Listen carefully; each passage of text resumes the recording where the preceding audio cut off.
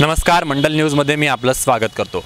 मंडळी, 12 तारखेच्या दुपारच्या दरम्यान वलगावरून अमरावतीला एका ऑटोमधून एक युवती येत होती। ज्या युवतीसोबत ऑटोवाल्यानं एक गैरकृत्य करण्याचा प्रयत्न केला, मात्र युवतीच्या धाडसामुळे मोठी होणारी घटना टळली। मुळात प्रकरण असं आहे की ती युवती रोज वलगावरून अमरावतीला रोज आपल्या ट्यूशन क्लासेसमध्ये येते।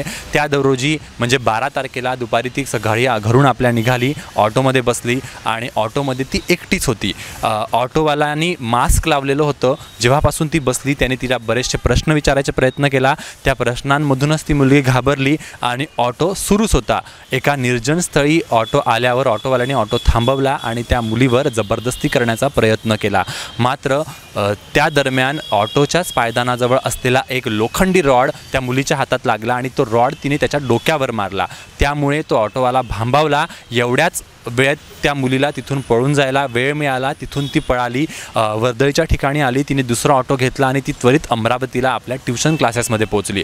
ट्यूशन क्लासेसच्या सरांना तिने ही सगळी घटना सांगितली। सरांनी तिच्या वडिलांना बोलवून लगेच गाडगेनगर पोलीस स्टेशनमध्ये या संपूर्ण घटनेची तक्रार दाखल केली। गाडगेनगर पोलीस स्टेशन आता पुढील तपास करत आहे। मात्र तो ऑटोवाला कोण होता याचा तपास सुरू आहे। अजून तो शोध लागला नाही। मात्र तो ऑटोवाला कोण होता याचा तपास सुरू असल्याचं गाडगेनगर पोलीस स्टेशनमधून सांगण्यात आलं आहे। त्याचा शोध लागला नाही कारण त्यांनी मास्क लावला होता। दिनांक 12/9/2024 रोजी माझी सकाळी 9 ते रात्री 9 पर्यंत 12 तासाची कर्तव्य अधिकारी म्हणून ड्युटी होती, डीओ ड्युटी। त्या दरम्यान पीडित माझ्याकडे आली। तिने तिच्यासोबत ऑटोवाल्यांनी तिच्यासोबत गैरकृत्य केल्याची माहिती दिली। पीडित ही 17 वर्षाची असून ती ट्यूशनकरिता अमरावती येथे ऑटोनी नेहमीच येते आणि त्या रोजी पण ती दुपारी निघाली ऑटोमध्ये। ऑटोवाल्यांनी मास्क घातलेला होता काळ्या रंगाचा आणि मध्ये तो ऑटो थांबून तिला प्रश्न विचारत होता। त्यामुळे ती अगोदरच घाबरलेली होती आणि एका ठिकाणी त्यांनी निर्जन स्थळी, तेव्हा ट्रॅफिक कमी असेल कदाचित त्या रोडवर, तर त्यांनी वलगावरून अमरावती येताना मध्येच त्यांनी ऑटो थांबवला आणि फिर्यादी मग घाबरून उतरत असताना तिला त्यांनी परत ऑटोमध्ये असं ढकलून तिच्यासोबत गैरकृत्य केलं। ती घाबरून पळत निघाली।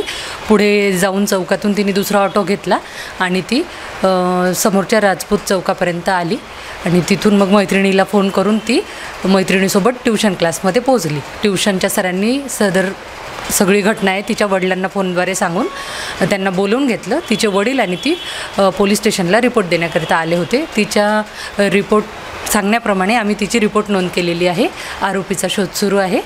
सदरची घटना घडत असताना आरोपींनी जेव्हा तिला ऑटोच्या मागच्या सीटवर ढकलून तिला पाडले त्यावेळी आणि आरोपी तिच्यावरून असा तो तिच्या अंगावर हे झालेला होता, तर तिने स्वतःचा बचाव करण्यासाठी ऑटोच्याच पायदानामध्ये असलेला लोखंडी पोकळी पाईप घेऊन त्याच्या डोक्यावर तिने तो मारला। त्याच्यामुळे आरोपी लगेच बाजूला झाला आणि ती त्याच्या तावडीतून सुटून तिने स्वतःची सुटका केली आणि पुढे जाऊन तिने दुसरा ऑटो घेतला। अज्ञात ऑटोवाल्याविरुद्ध तक्रार नोंदवण्यात आली आहे। मात्र मुलीच्या धाडसाचं कौतुक करायला हवं। तिने जो काही धाडस दाखवलं तो स्वतःला वाचवण्यासाठी तिने जो काही रॉड उचलला तो मारला, त्यामुळं मोठी होणारी घटना टळली।